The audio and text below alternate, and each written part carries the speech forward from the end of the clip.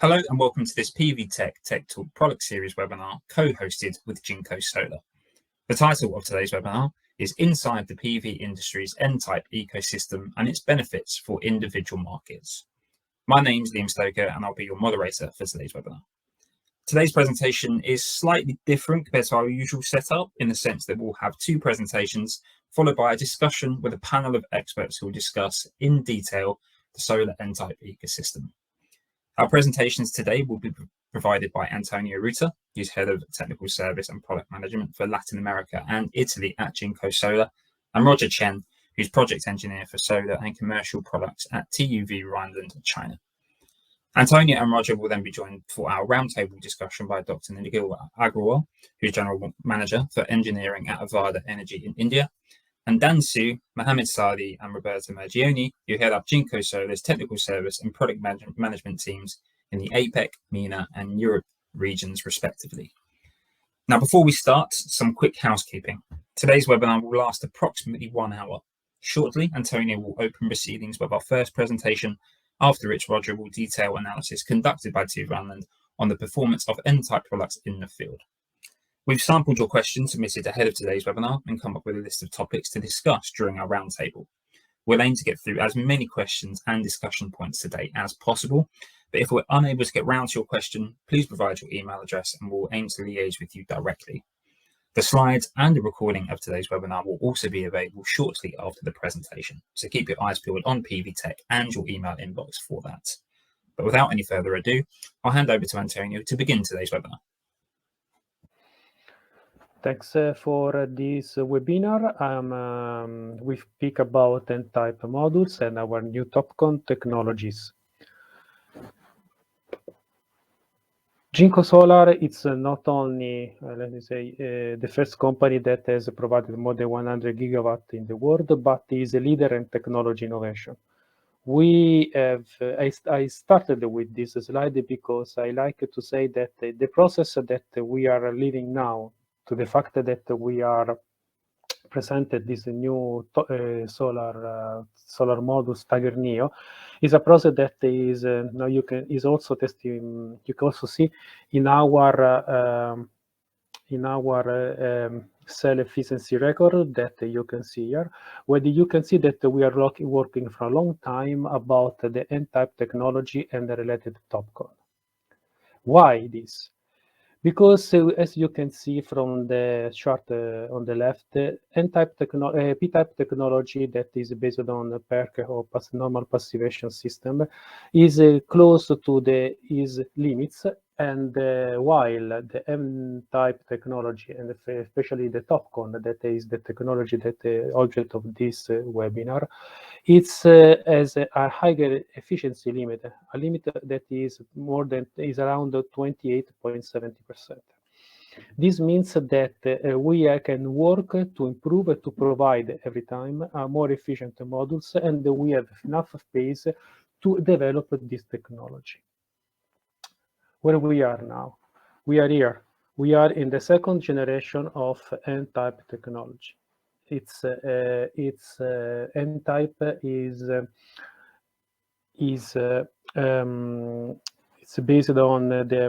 based on as I told before on N-type doping, and we are working here. We are working with the TOPCon, that is the second generation, that is available. That is the technology that can be used now, because it's using the same technology equipment that we are using for the normal P-type production. So practically the line are partially compatible with PERC.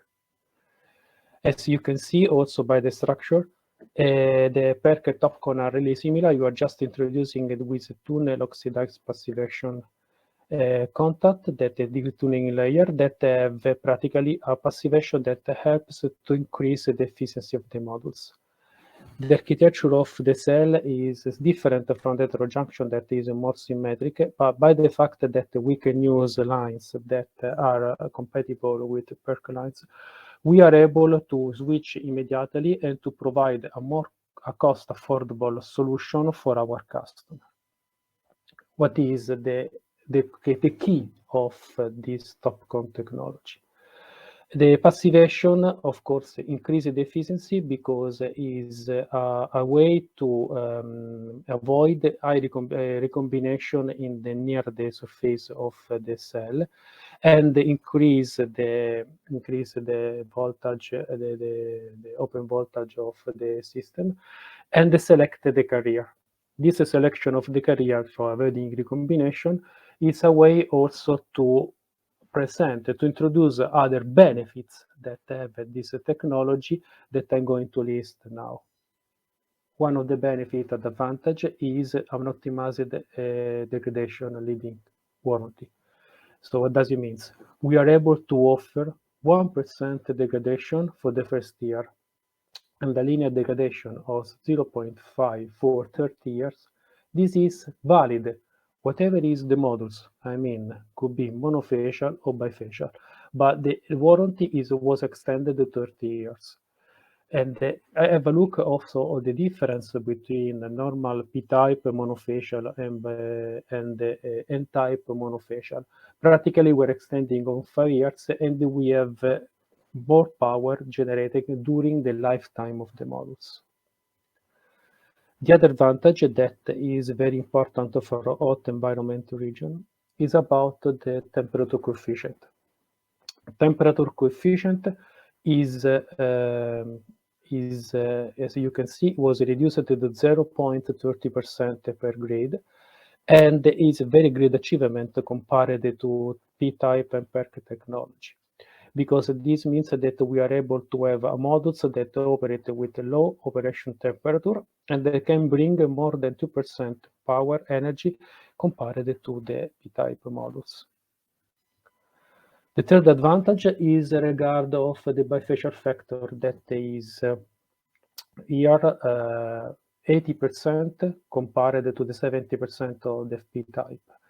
In this sense, we can have another gain of 1.35% in standard bifacial stress radiance condition compared to P-type. So the energy gain is also improved.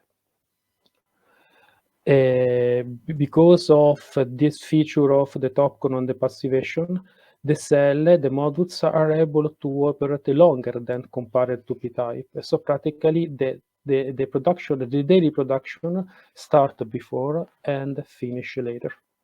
This is valid especially for low performance, I mean below 600 watt peak. The last advantage that we're speaking is about the round ribbon, circular ribbon. That is the base of the cell contact fingerprints, and it's 16.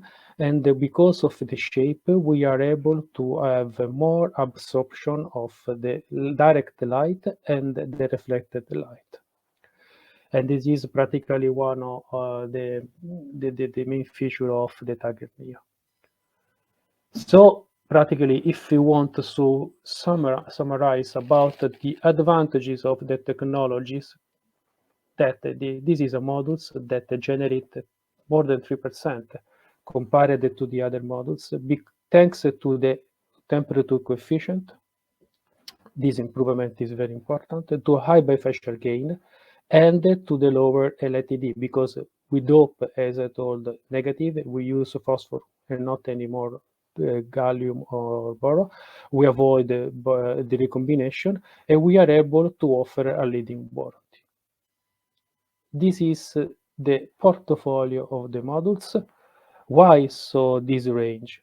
This range because we needed to offer a system that is applicable to every multiple scenario. I mean, from residential to utility, from system rooftop to industrial or to ground, where bifacial is needed.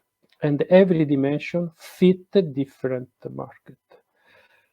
For example, for utility scale application, the most selling products are these, that are the 78 bifacial dual glass and the 72 bifacial dual glass. These two format, I mean, are able, let me say, to fit every type of application in utility market, because utility now are mostly developed with bifacial modules. we have the advantage to provide more energy density and to have leading warranty, so to limit the LED effect, and to have high Byfacial factor. And the temperature is also a very important and a strategy important advantage, because as you can see, some of the application are also made in a very hot environment. And so practically the Tiger Neo is able to generate more energy, to be more stable, especially in this hot environment like the Latin America, where I'm also responsible. And the Tiger Neo so is practically the best and the right module so to provide better LCOE. It's not better see, because the coupling with the BOS, the balance of material, and the feature of this production leads to more energy and to better convenience. There are also, I mean, as I say in the first slide, we see that this Tiger Neo was well developed and studied as a product. It's and we see that we had already run some performance out of the performance. They show that the simulation and the system is really providing more energy. So practically there is this consistency between simulation and real data. And we still keep with the format of the cell of M10. So practically the cell are lead to the width, the dimension that is typical of this size of 182 cell, that is 1134 millimeter. That is have several advantages. One of the advantages is the size lead to a short circuit current that is lower than 50 amps. And the Tiger Neo also, because of its dimension, as also one of the most power density per container, practically more than 10% compared to the market peers. By the apart the fact also that the Neo uses the safety packing method. Tiger Neo roof application, these are the models that we want to offer. These two sizes are able to cover the different needs for the installation, where it's needed power or it's needed flexibility the installation. For example, the Tiger Neo 54 is with its limited weight, lower length, is preferred in the region where you have let me say constraint in terms of membership limits or the weight of the modules or dimension of the modules, because it's less than 2 meters per square meter. And it's also flexible because of the dimension. It's more flexible in doing the design, especially when the roof have a limited area. Tiger Neo 60 is the best selling products where, for example, you need a good compromise in power and dimension. So for that market that I used to work on dimension similar 2x1, and they need to propose a models like, for example, in Brazil, that are able to use these products in their rooftop or also small utility application.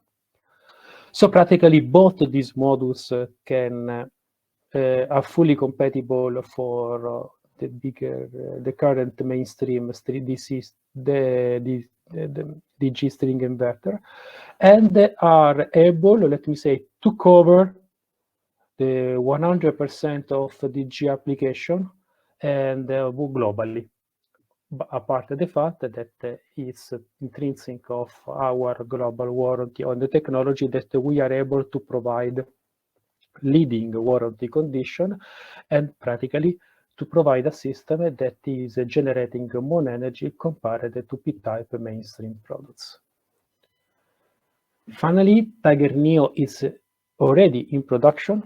It started in January 2022, and we will reach, according to the last financial reports, 16.9 gigawatt peak capacity at the end of 2022, but we are able, let me say, to provide a new update in the next coming days because we foresee a very great success of this technology. Everybody are interested, so maybe there will be some news in the next coming month. I'm finished. Thanks all for your time. I pass the floor to Roger. Hello, everyone. Thanks for having me here today. So I'm going to talk about our recent projects on the impact of regarding the impact of Tiger Neo modules on LCOE of utility scale PV power plant. My presentation can be divided into 4 parts. First, I will give some introduction of our project, and then we'll look into the project design. And in the end, I will present some results and a brief summary. So in this project, we designed 2 PV power plants. It's around 98.7 megawatts in a specific geographical location in Queensland, Australia. And 1 PV power plant is installed with 182 N-type modules, which is Jinko Tiger Neo module. And the other one is installed with 2 10P type module. It's a mainstream modules in the market.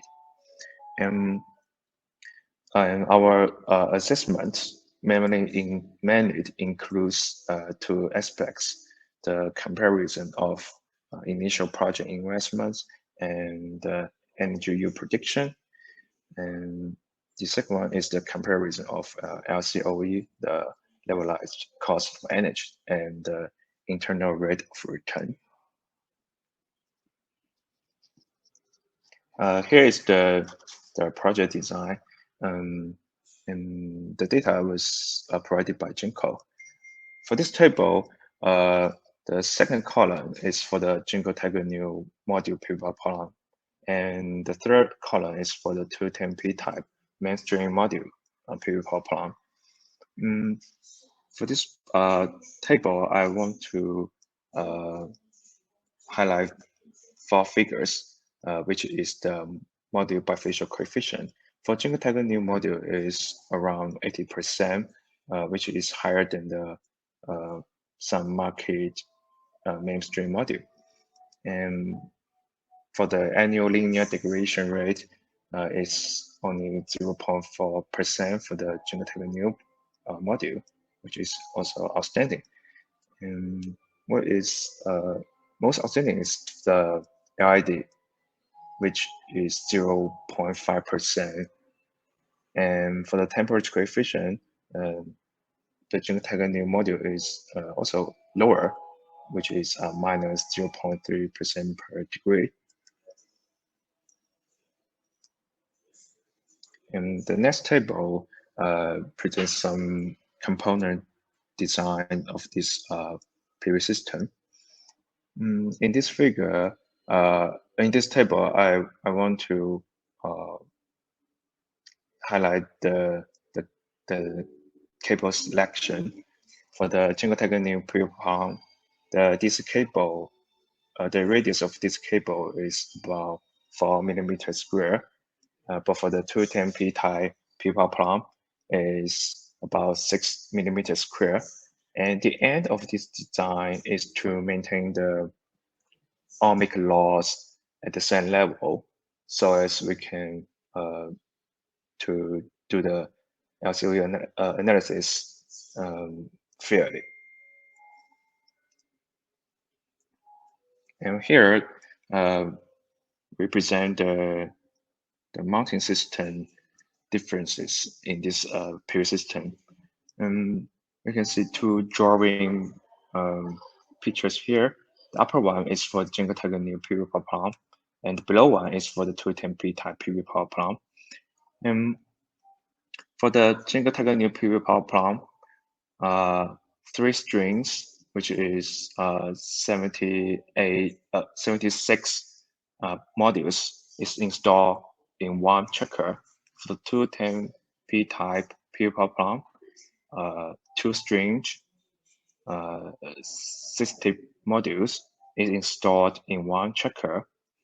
And in this case, it leads to fewer trackers for the JinkoSolar new PV power plant and shorter spot beam for the JinkoSolar new PV power plant.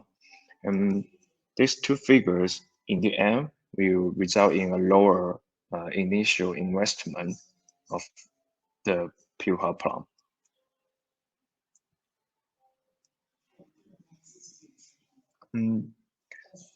And here is the investment in estimation. As what said before, the number of trackers and also the labor cost results in a lower total initial investment for the JinkoSolar new PV power plant is about $0.01 per watt lower than the 210P type PV power plant.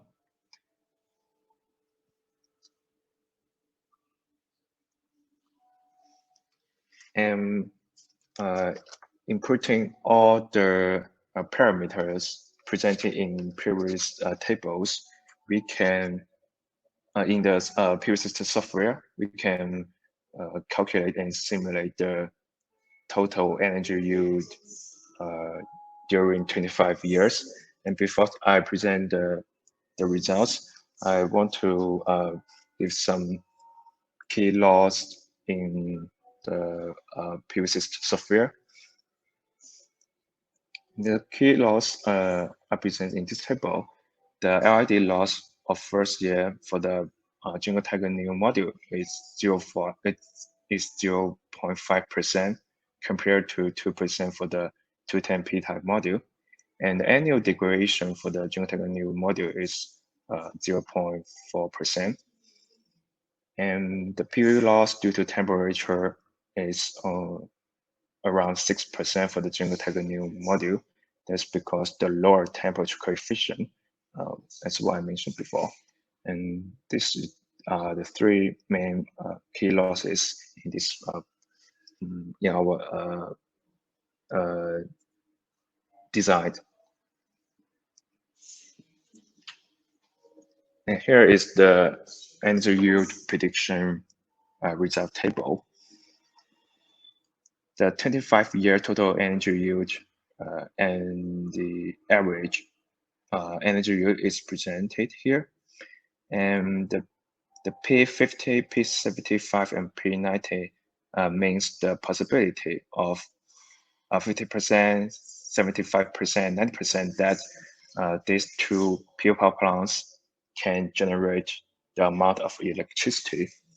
And for example, under the P50 scenario, the JinkoSolar new module PV power plant is expected to generate 4.2% more total yield over the 25-year full life cycle compared to the mainstream 210P type PV power plant in the market.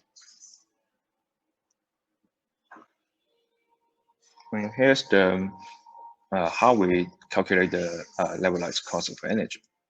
The LCOE is the cost calculated by levelizing the cost and generation of the over the life cycle. The denominator is the total energy yield over the 25 years, and the numerator includes all the costs for the PV power plant, includes the capex, the O&M cost, the tax on electricity generation, the loan, the interest, all the costs for the PV power plant. Also, we can calculate the internal rate of return. This is the profit rate of the project investment. Is the discount rate that enables the net present value of the investment project equal to 0. we consider all the cash flow in each year and do the mathematical calculation, we can have the rate, the IRR rate. Here's the two graphs that present the result. Obviously, the LCOE for the JinkoSolar new PV plant is 4.4% lower and has a 0.63% higher IRR compared to 210 P-type PV plants. So in summary, given the data and drawing information provided by Jinko, with the same DC side capacity, determine land availability, system design principles, and component cost, the JinkoSolar new PV power plant has the advantage of 4.4% lower LCOE and 0.63 higher IRR, mainly due to the JinkoSolar new PV power plant is expected to generate 4.2% more electricity over the 25 year because of the optimized degradation rate, which is 0.4%, and the lower temperature coefficient, and the outstanding LID, which is 0.5% compared to other 2% for the mainstream module in the market. And also, the initial investments of each PV power plant plays an important role in lower LCOE. The JinkoSolar new PV power plant has a less land use and the lower BOS cost, which results in a lower LCOE and higher IRR. In the end, I want to introduce a little bit of our PV power plant department in TÜV Rheinland, Greater China. We can provide service from very beginning stage of PV power plants, for example, development, engineering, procurement, to the construction, commissioning, and in the end, the acceptance and operation of the PV power plants. And thank you. If you have any question, you can contact me with my email here.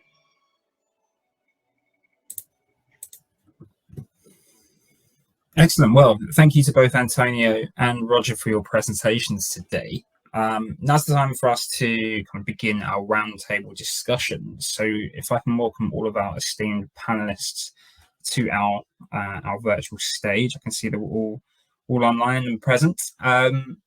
So I'm going to start by looking at, I'm going to take it back a few steps and look at what the motivation is, what the real driving force behind this shift to N-type has or is within solar, and what JinkoSolar's take on TOPCon versus heterojunction is in particular. So Roberto, I'm going to bring you into this discussion firstly.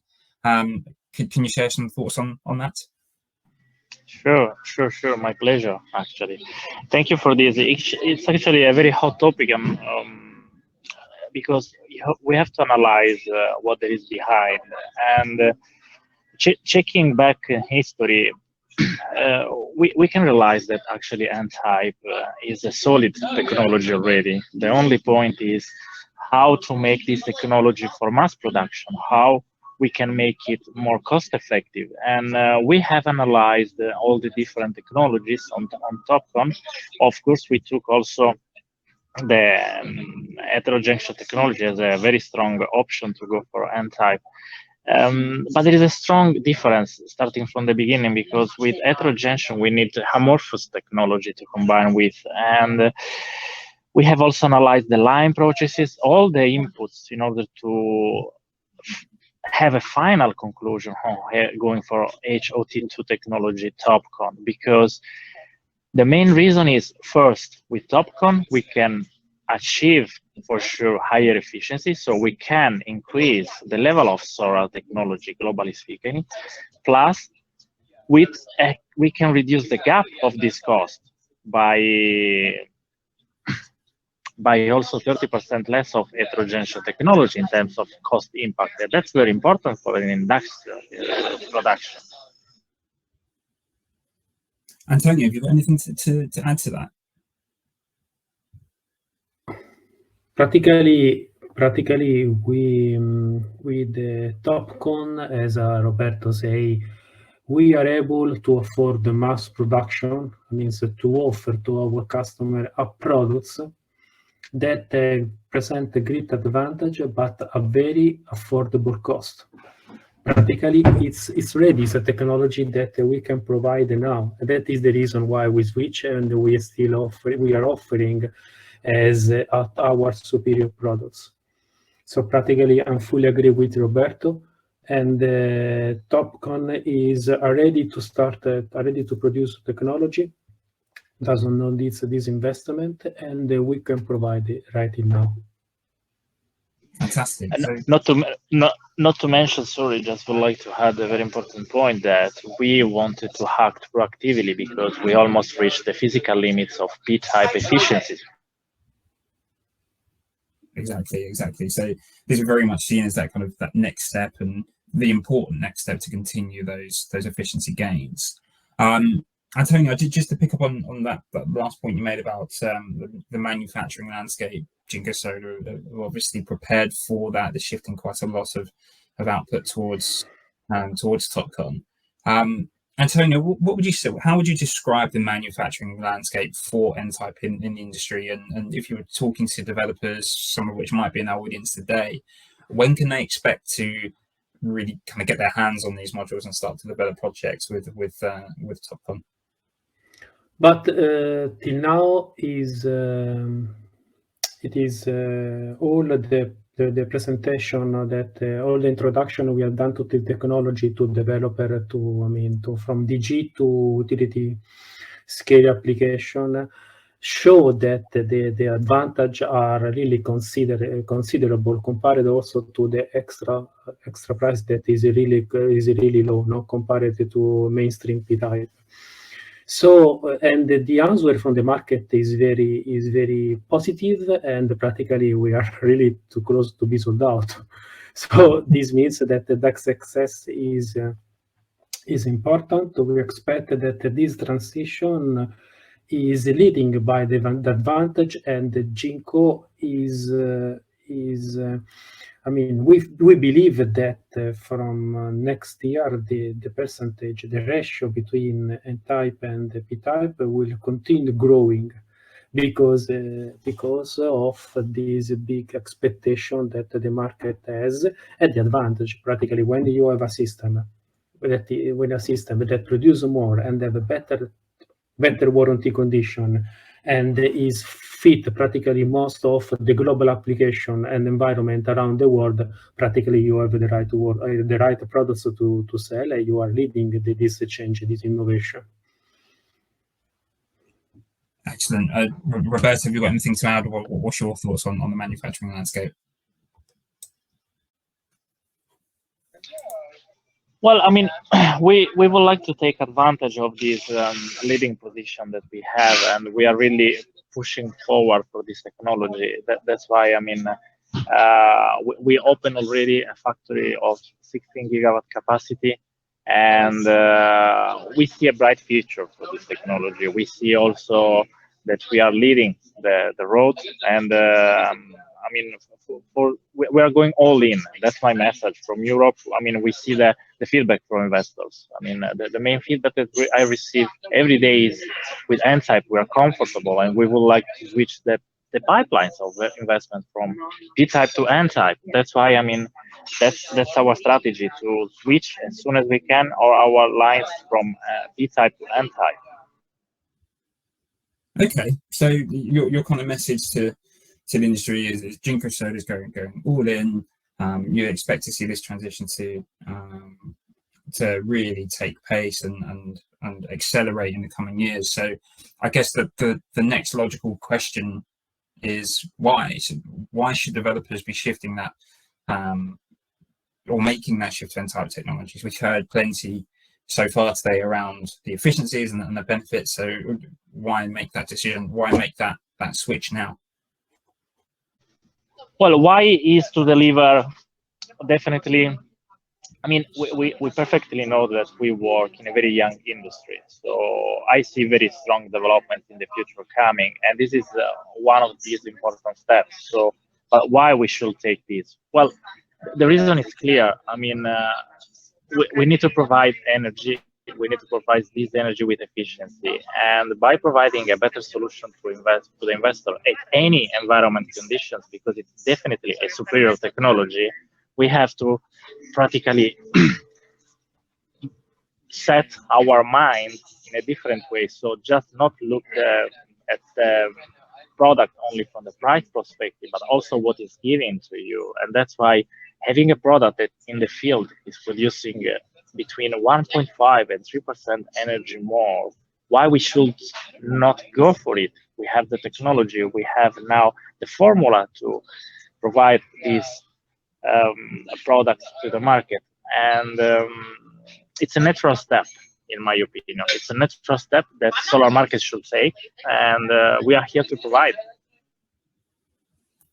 Great. Well, I'm going to pass over to some of our other panelists now. I'm going to get some of their thoughts.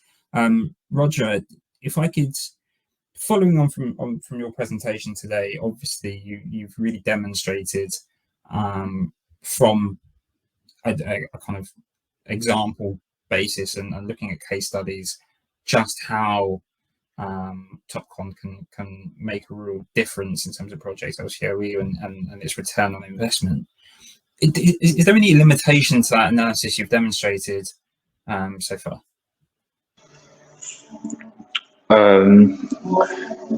So the limitations of the LCOE analysis can be how the system design is. The choices of the pure power plant's components can influence the cost and energy used. For example, your selection of inverter may limit the production of module, which lead to lower energy yield. Also, regarding the mounting system, the number of the modules installed per tracker would influence the tracker cost and the labor cost eventually. And what's more, for the same DC capacity, usually the cable length of the 210 module PV power plant is shorter than 182 module PV power plant. So if the cable length design for these two kinds of PV power plant is the same, then the actual LCOE cannot be reflected correctly. And normally the component cost is for 210 P-type PV power plants or the A82 module PV power plant is around the same. So the number of the components and the labor costs may have a big impact on the LCOE. And regarding the modules, the mainstream modules in the markets, and for the JinkoSolar new modules, I would say that the JinkoSolar new modules has a good performance, and because the figures I shown in my slides, the annual degradation rate, the RID, the temperature coefficient, which are outstanding. So for the single module, I would say JinkoSolar new modules is pretty good. Okay, so plenty of food for thought there for the our audience there. It's obviously not just the modules that could limit a project. It's about considering the modules as part of a wider system design and how the other components can play their role, which I think is often quite overlooked and is a really important discussion point there. Again, trying to bring in more about what our panel today. We've heard the what, the when, and the why. If we could look at the where now, so obviously TOPCon presents quite a few benefits around temperature coefficients and lower radiance profiles. So it really does stand to be beneficial in certain geographies.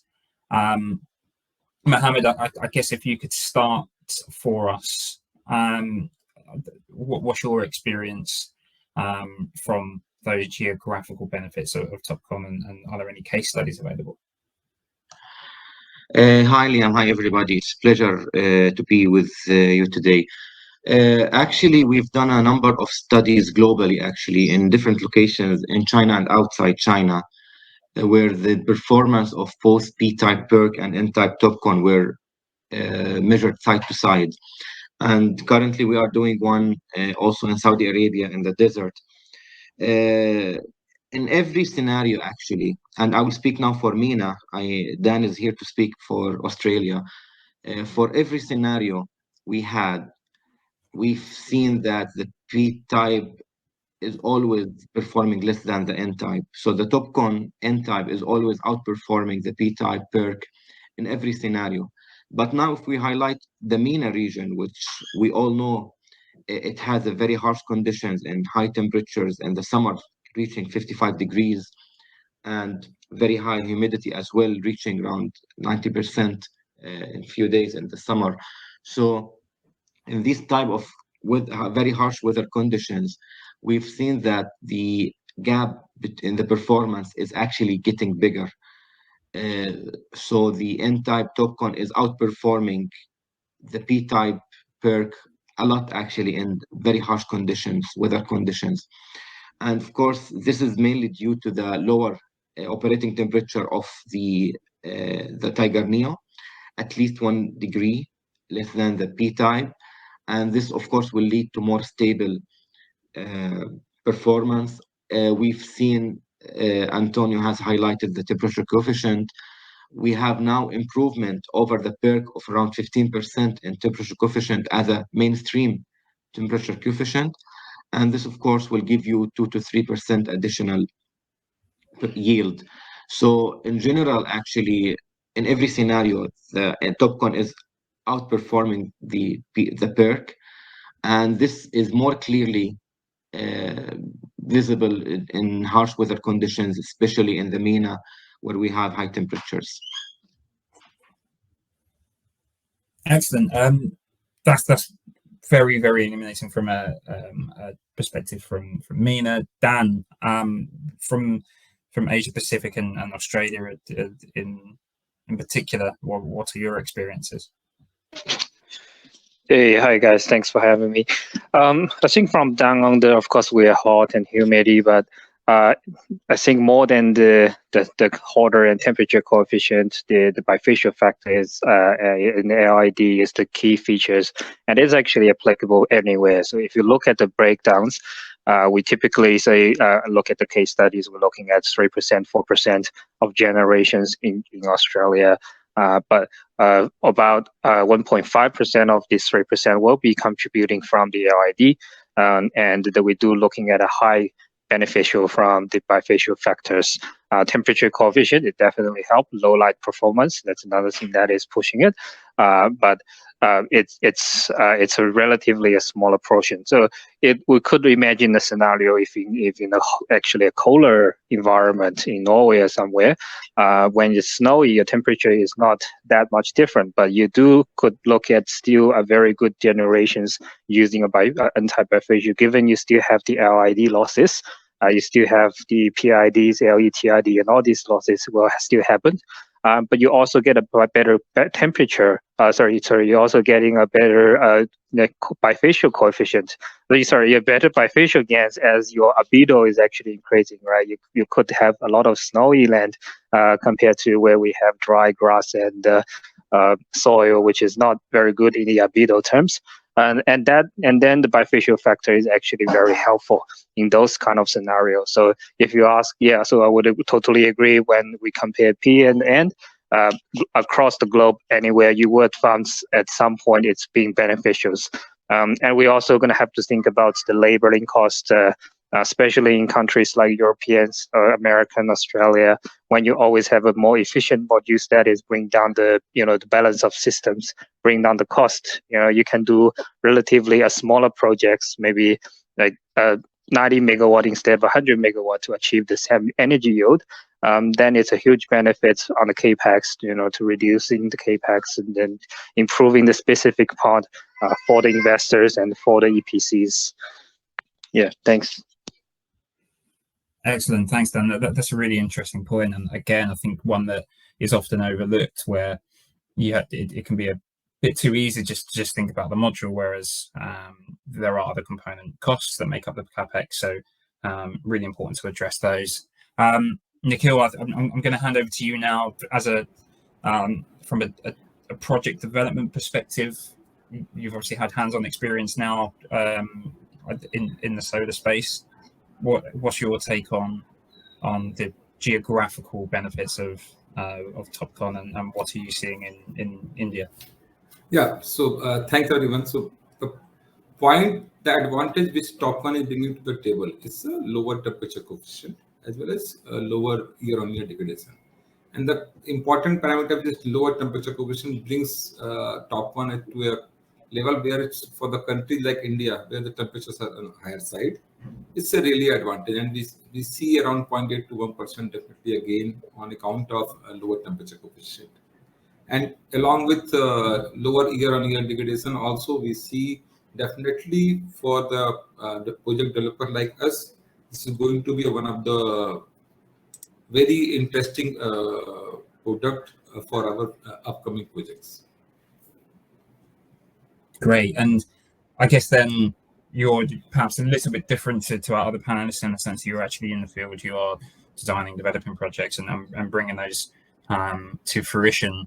From that hands-on role and experiences you have, perhaps to the other developers, EPC system designers that are in our audience today, how can they really benefit, and what do they need to know going into that procurement stage, and perhaps if they're considering shifting to N-type, what would be your advice?